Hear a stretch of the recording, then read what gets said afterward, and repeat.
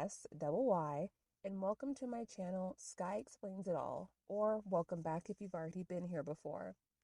As you see in the title, this is part 2 of my 3-part series restyling Disney princesses. I will have a link in the description for the first part. However, it's not necessary to watch these in chronological order, but if you are a Capricorn like myself, I'll see you back here after watching the first video.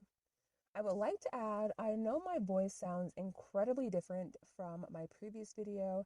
When I was recording that, my allergies just were not allowing me to be great, and I was trying extremely hard to keep my voice from cracking, so now I have the bass back in my voice. In this video, I will be restyling Ariel, Belle, and Princess Jasmine.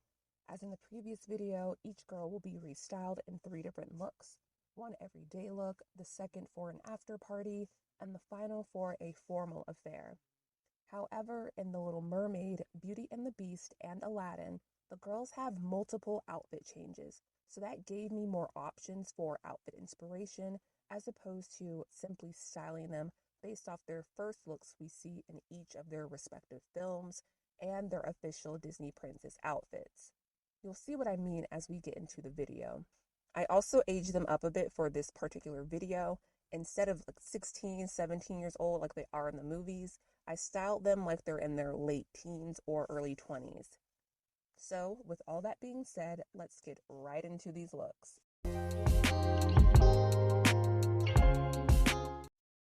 First up, we have Ariel from The Little Mermaid. The film was released in 1989. Ariel is absolutely enamored with the human world, and I am certain she is elated to now be a part of it. To represent her newfound happiness, I was inspired by 1960s fashion. The colors are bold and vibrant and are a perfect representation of how Ariel feels finally being where she belongs. For her first look, I styled her based off her mermaid form. I chose a long sleeve metallic crop top from Missoni Mare. For bottoms, I went with a pair of lime green cropped flare pants. Ariel would most likely wear bottoms that can show off that she actually has legs now. I don't see her wearing maxi skirts or anything like that nature on the regular. Plus, I think the flare is cute because it reminds us of her tail fins that she used to have.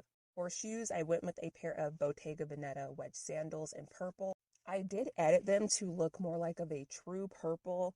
The original color is more of a periwinkle, but it's not uncommon in costume design to have a designer create a piece of clothing or a shoe or anything like that in a different color. You'll see with her outfits, I styled her in shoes that have a chunky heel. She is still getting her bearings on the concept of walking, and I think if she were to wear stilettos, she would be incapable of walking in them. She would, of course, have a handbag. I went with the Gucci Jackie O bag Flora canvas in large. The floral pattern solidifies that Ariel's life is now here on land. A bag is also important for her to have because I see her finding random items while she's out and about and taking them back home, and Prince Aric being like, girl, you live here now, you don't have to do that anymore. I see her being a huge fan of thrift stores, flea markets, and garage sales. I top off the look with a pair of purple Christian Roth sunglasses made popular by the legendary Kurt Cobain back in the 90s, which works perfectly because 1990s fashion was just a resurgence of 1960s and 70s fashion.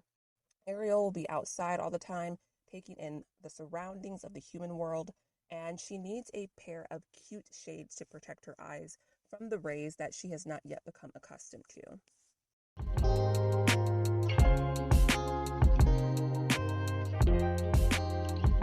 Look number 2 took me no time to come up with because I knew precisely what I wanted. I based it off of the dress we see Ariel wearing as she emerges from the ocean at the end of the movie. I picked the silver halter dress designed by Julian McDonald that was worn by Paris Hilton on her 21st birthday. The dress represents a time of coming of age, and I feel that Ariel, living her truth and standing her ground, is a direct parallel to that. I didn't even realize how similar the silhouette of the dress is to the one that Ariel wears in the movie until I put them side by side. Even though the dress is silver, it catches the light and is reflective, which ends up causing it to have this blue hue. That aspect reminds me of water and how it's reflective, Being that Ariel is from the ocean, it makes a perfect fit. For her shoes, I decided on a pair of Miu Miu Python print leather sandals. Again, sticking with a chunky heel so she does not topple over. The handbag, I went with the Judith Lieber blue crystal clutch that ties into the dress and the shoes. For a final accessory, I gave her a pair of 14-karat white gold hoop earrings. Overall, this look is very much, look at me, I have arrived, and I love that for her.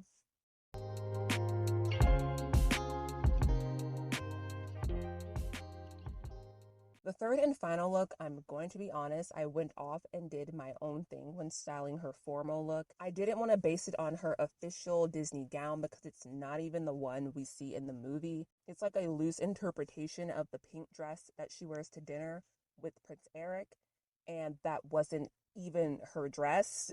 So it's like they just took that dress and slapped some green on it. There was like no real thought behind it, so I was not going to use that as my inspiration.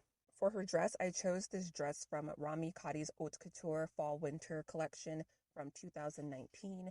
I like the colors because it incorporates different teals, blues, greens, and reds, and that reminded me of a coral reef, which works because Ariel is from the ocean, like I said earlier, and also the way the bust area of the dress is constructed. It reminds me of her seashell bra she wears in her mermaid form. As you can see, this dress is incredibly sheer. Ariel did not go through all those trials and tribulations just to wear clothes that cover up her legs. So I went with something that would have them out in the open for everyone to see. Ariel loves humans, and I don't see her being shy about showing off skin. I think that she would think the human form is beautiful and something to be appreciated, regardless if her showing that much skin would make people uncomfortable or not. For shoes, I chose Paris, Texas Milena platform sandals. This original color of the shoe is actually like a lime green, but I again edited them to be more of a teal to complement the colors in the dress. Plus, the green reminds us of her fin when she was a mermaid. For an accessory, I would give her these Vivienne Westwood pearl earrings. I like them because Vivienne Westwood's brand represents rebellion, and that's what Ariel is, a rebel. Like I said earlier, Ariel's like a thrifty sort of person, so I like that the earrings look like they were something that Ariel made herself. I'd also give her a bunch of rings to wear on both of her hands.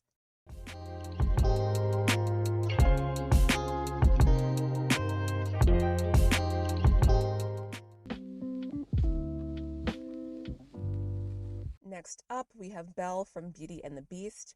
The film was released in 1991. I would have to say that Belle is definitely my favorite Disney princess. When styling her, I took inspiration from the light academia aesthetic. Belle loves books and seeks adventure, and that particular aesthetic captures her essence perfectly. For a top, I gave her this collared plaid crop top from Shop Doan. The blue refers back to her dress she wears in the movie. I also like the shade of ivory the top is made out of.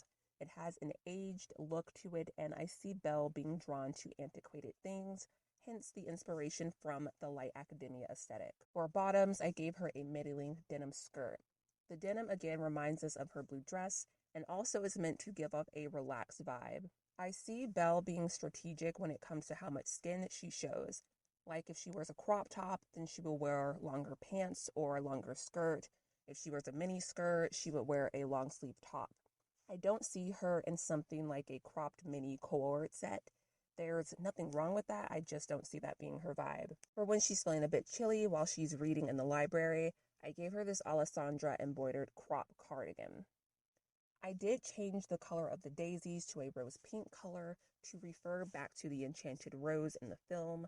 I would also change the daisies to actual roses as well.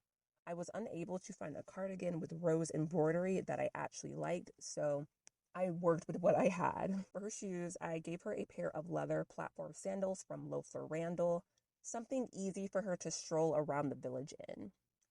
Belle needs a bag so she can carry her books around, so I went with this crossbody bag from Todd's. The bag complements her shoes. I also gave her a blue headband so she can keep it in her hair to keep her hair out of her face while she is reading. I'd give her a pair of small gold hoop huggy earrings as well as a watch. Belle, I think, is the type of person to get lost in a book. So, like, she'd start reading, like, around, let's say, like, 2 in the afternoon, and then she looks up and it's 11:30 at night. So she needs a watch to keep her in check.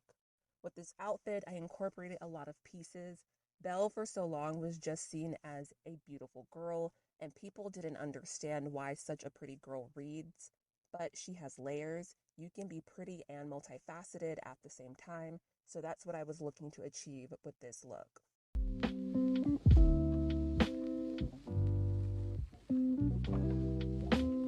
For her second outfit, I took inspiration from 1970s formal fashion. For her dress, I went with this tiered maxi dress from Love Shack Fancy. The pink is a clear reference back to the pink dress from the movie. The ribbon straps refer back to the ribbon bow that she wears in her hair. For a pair of shoes, I chose a pair of Renee Caovilla strappy toe heels. The shoes are meant to match the dress and to keep the outfit from being too flat. I like that it has a touch of sparkle to it. And the sparkle is meant to tie into these petite drop silver earrings that I gave her. I wanted her to have a bag, so I chose the mini pouch bag from Bottega Veneta. Overall, this look, I went with simplicity. At a formal event or a party, I think that Belle would go for that effortless look. She doesn't have to actively try to attract the eyes of others. Her beauty does that for her already.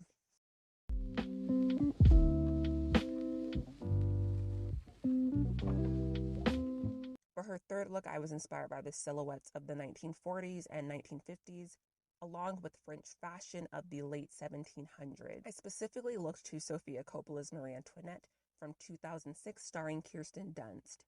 Belle's dress in the live-action adaptation from 2017 should have resembled what Kirsten Dunst is wearing here from the film, but instead we got this.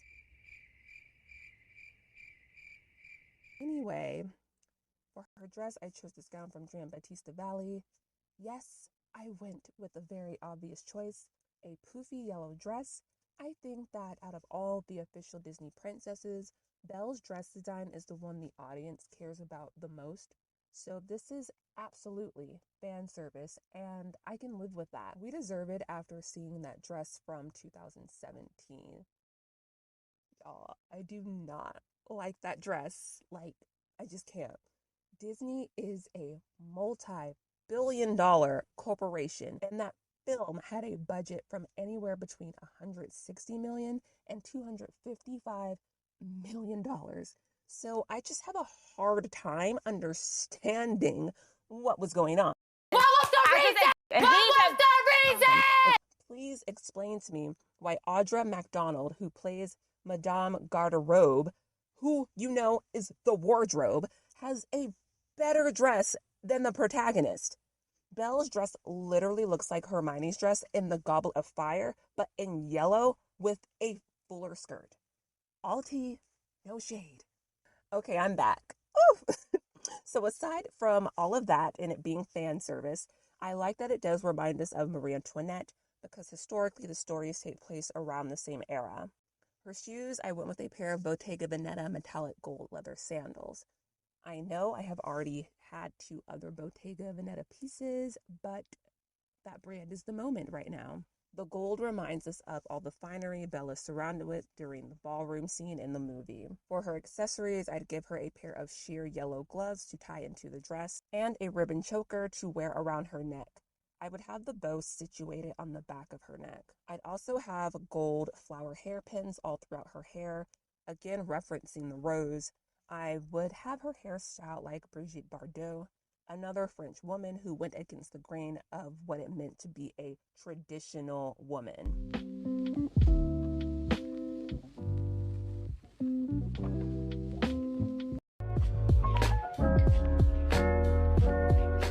Finally, we have Princess Jasmine. Aladdin was released in 1992. Jasmine is a princess, so girl has bank.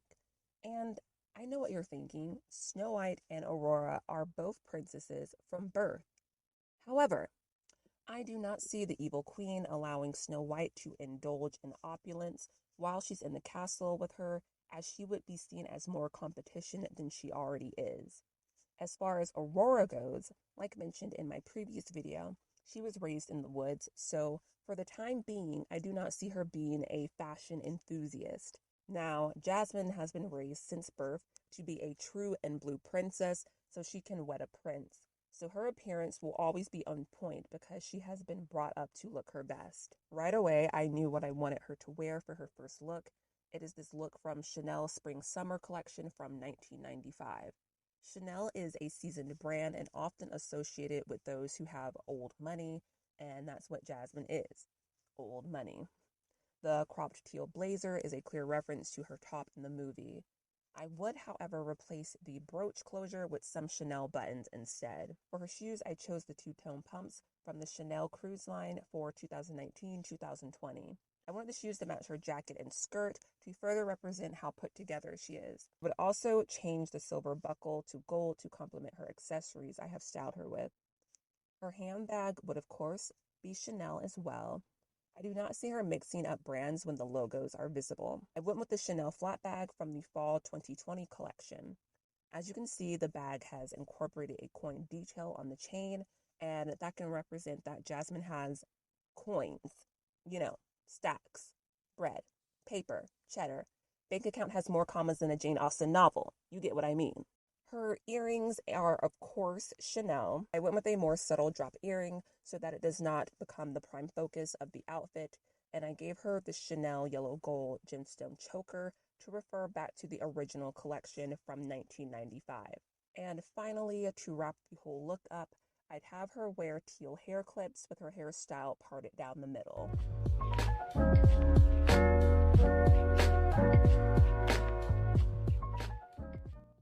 Her second outfit, I was inspired by these outfits seen on Bella Hadid and Ashley Graham. Jasmine would be that pretty cool girl at the party that people think that she's stuck up, but she's actually like super, super nice. I based this outfit off of her red one in the movie. For her top, I would put her in a red Vivienne Westwood corset. The way the corset is constructed gives the illusion of the midriff area having a V shape, similar to how her pants look in the movie. I paired the top with a pair of cargo pants. The red graphic in the pant complements the corset. Like I said, very much giving cool girl vibes. Her shoes, I went with a pair of Versace Le Medusa slingback pumps. We can see that it ties into the rest of the ensemble, but it also refers back to the part of the movie where Jafar turns into a snake. And we know Medusa has a head of snakes, so boom.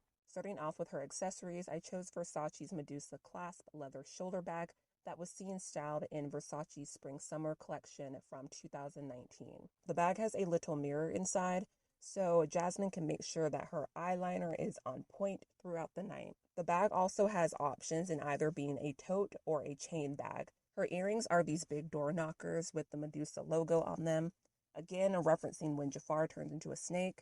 And it's a party, so she can be a bit more flashy with her fashion choices. I'd have her layer these two gold bracelets and the ring to match. When it came to styling her, I was cognizant to not to over, this is YouTube, so not to over that word that rhymes with visualize her. In media, girls and women who are of color are often forced into that role, and I did not want to take part in that.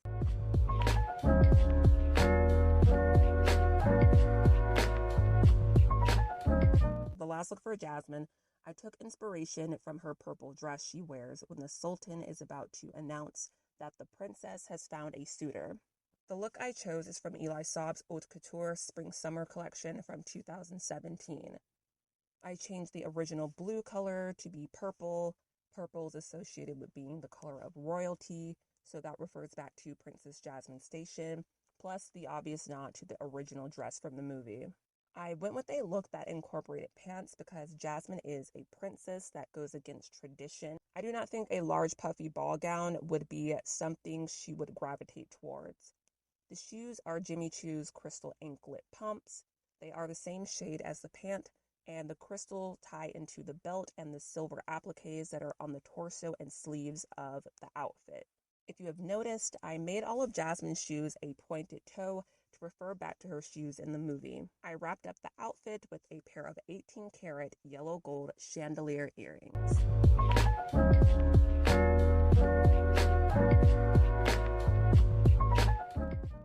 Well, Dollface, that is going to be all for this video. I hope you enjoyed it. These videos do take me some time to make. That's why I can't pump them out super fast. I am a quality over quantity kind of gal. Let me know which look was your favorite. The final part of this series will focus on Pocahontas, Mulan, Tiana, Rapunzel, Merida, and Moana. Thank you so much for watching. I hope you have a dreamy day. Bye.